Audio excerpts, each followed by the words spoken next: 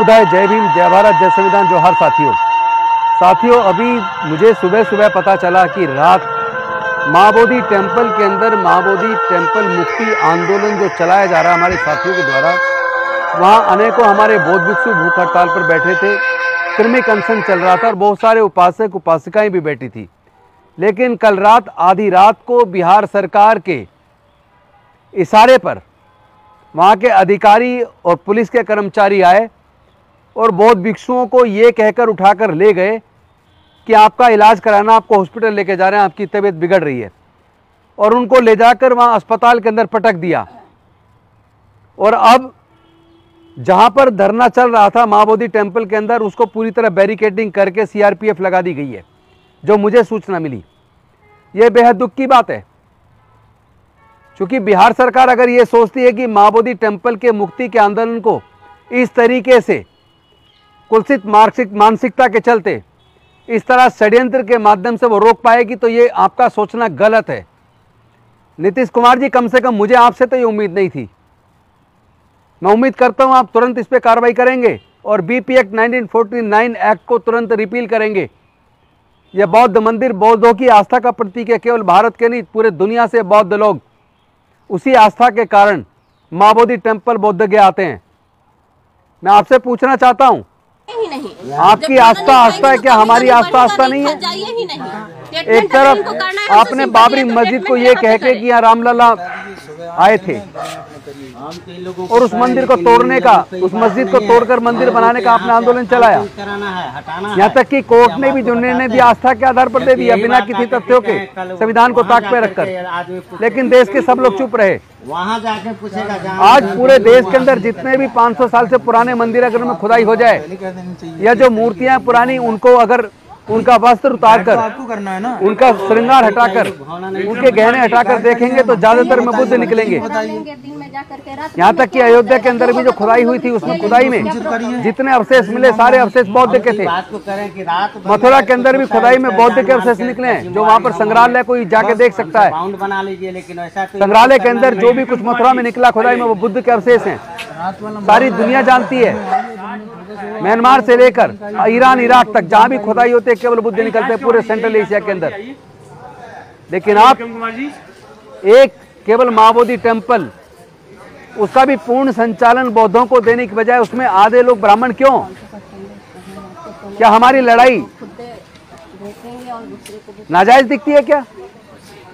अगर आपके मंदिर के अंदर किसी दूसरे धर्म का आदमी मैनेजमेंट कमेटी में नहीं हो सकता, अगर किसी चर्च के अंदर ईसाइयों से कोई दूसरे धर्म का आदमी मैनेजमेंट कमेटी में नहीं हो सकता, दवाई कराने के बहाने अगर कोई मस्जिद के अंदर मुस्लिम से कोई दूसरे धर्म का आदमी नहीं हो सकता मैनेजमेंट कमेटी में, जवाब देंगे। तो माँ बोधि टेम्पल की मैनेजमेंट कमेटी में 8 में से 4 ब्राह्मण क्यों? उसका चेयरमैन डीएम क्यों? और उसमें भी एक वो हिंदू होना चाहिए। इस एक्ट को इमीडिएटली रिपील किया जाए और माँ बोधि टेम्पल को बौद्धों के हाथ में सौंप दिया जाए, क्योंकि आप इस आंदोलन को खत्म नहीं कर सकते। आप सोच रहे हैं कि वहाँ पे प्रदर्शन नहीं करने दोगे, हड़ताल पे धरने पे नहीं बैठने दोगे, तो आपकी गलतफहमी है। केवल बोध गया में नहीं, पूरे देश के कोने कोने में आंदोलन चलेगा।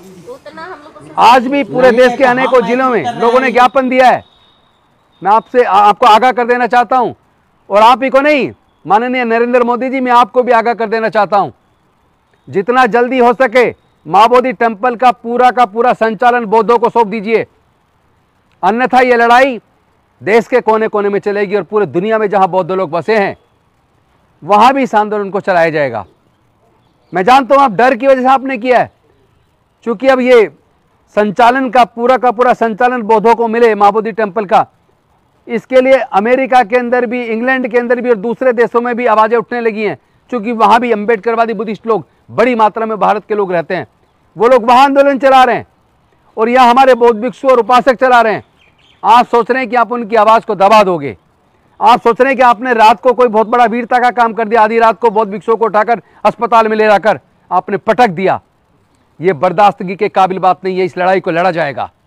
मैं आपको चेतावनी देना चाहता हूं, जल्दी से जल्दी आप माँ बोधि टेम्पल का पूर्ण संचालन बौद्धों को सौंप दीजिए और इस तरह धरने को रोकने की कोशिश अवैध तरीके से मत कीजिए। हम संवैधानिक तरीके से अपनी लड़ाई लड़ रहे हैं। हम लोग कोई औजार हथियार का इस्तेमाल नहीं कर रहे हैं। हम किसी को गाली नहीं दे रहे हैं। हम लोग बहुत शांतिपूर्वक तरीके से, संवैधानिक तरीके से अपना फंडामेंटल राइट का इस्तेमाल करके अपना आंदोलन चला रहे हैं। देश के कोने कोने में आंदोलन शुरू हो चुका है। कब तक रोकेंगे आप नहीं रोक पाएंगे। मैं फिर से दोहरा रहा हूं आपको, चेतावनी देते हुए, तुरंत संचालन बौद्धों को दीजिए, अदरवाइज महाबोधि टेम्पल का पूर्ण संचालन का यानी मुक्ति का आंदोलन बहुत तेज होने वाला है, देश के कोने कोने में होने वाला है। आप रोक नहीं पाएंगे, इतनी ताकत आपके पास नहीं कि आप रोक पाएं।